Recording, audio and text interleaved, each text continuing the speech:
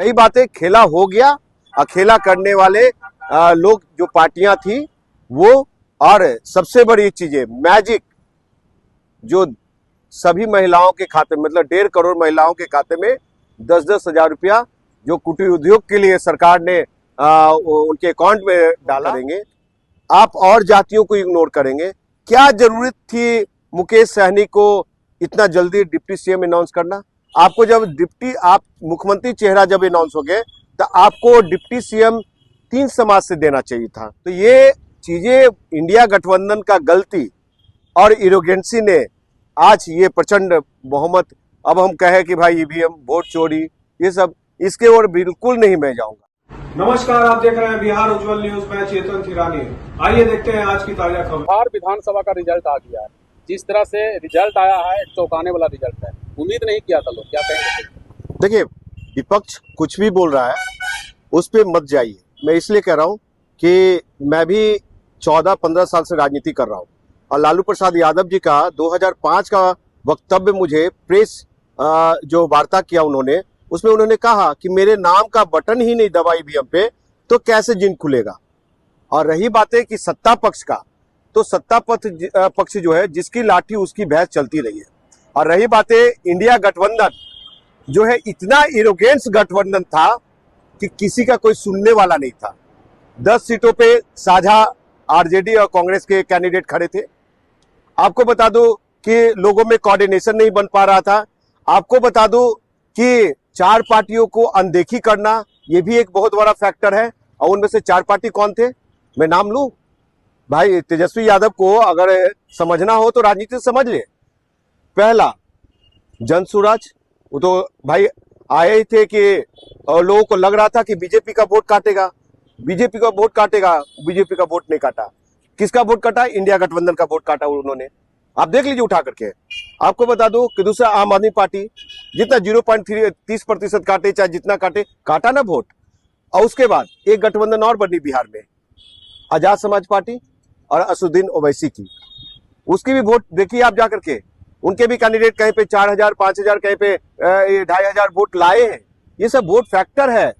और तेजस्वी यादव जी का body language इरोगेंस, घमंडी टाइप हो गया था। ऐसे हर एक रैली में हाथ उठाना और घुमाना, तो जनता इस बार उल्टा ही घुमा दिया। भैया, आप पासवानों को इग्नोर करेंगे, आप और जातियों को इग्नोर करेंगे। क्या जरूरत थी मुकेश सहनी को इतना जल्दी डिप्टी सीएम अनाउंस करना? आपको जब आप मुख्यमंत्री चेहरा जब अनाउंस हो गए तो आपको डिप्टी सीएम 3 समाज से देना चाहिए था। एक डिप्टी सीएम फेस होना चाहिए था। आप अगर मुकेश सहनी को दिए तो दूसरा पासवान समाज से देना चाहिए था, तीसरा मुस्लिम समाज से देना चाहिए था। तो आपके बाद अगर कोई लड़ाकू डोमिनेंट कास्ट है तो पासवान है।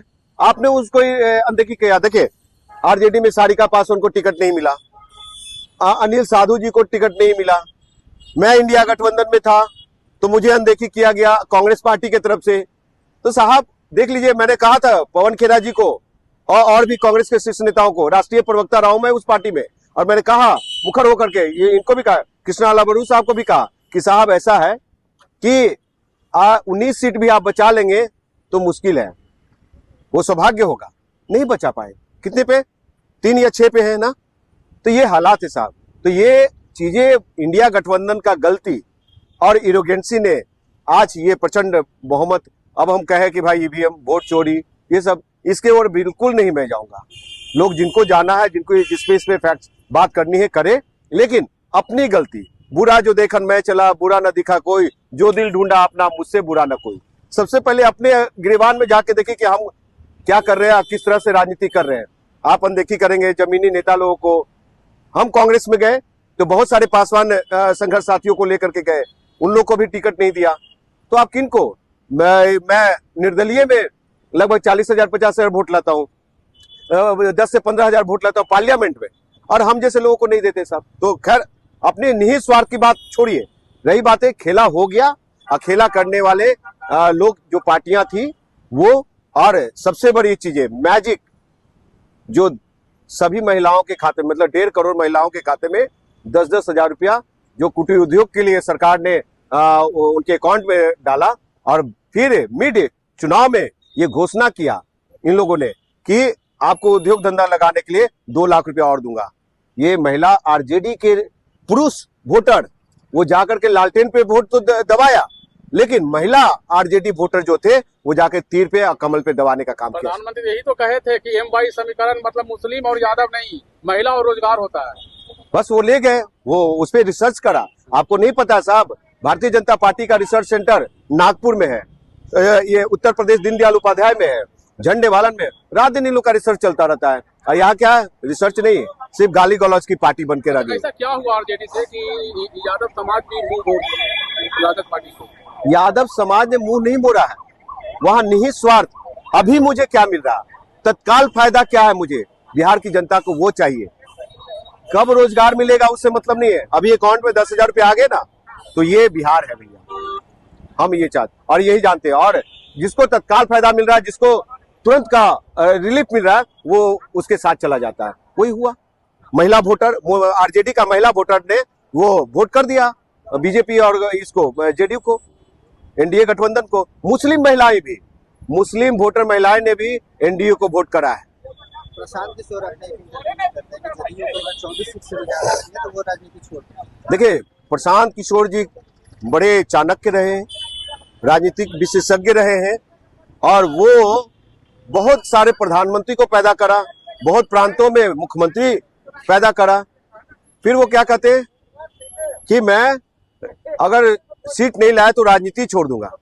भैया, आप तो एक विधायक भी नहीं जिता पाए, तो कौन सी राजनीति कर रहे हैं आप? प्रशांत किशोर जी ये राजनीति करने नहीं आए थे, ये अपना बिजनेस सेटअप करने आए थे। कॉर्पोरेट ऑफिस जो खोला था वो अपना बिजनेस कर लिया इन्होंने।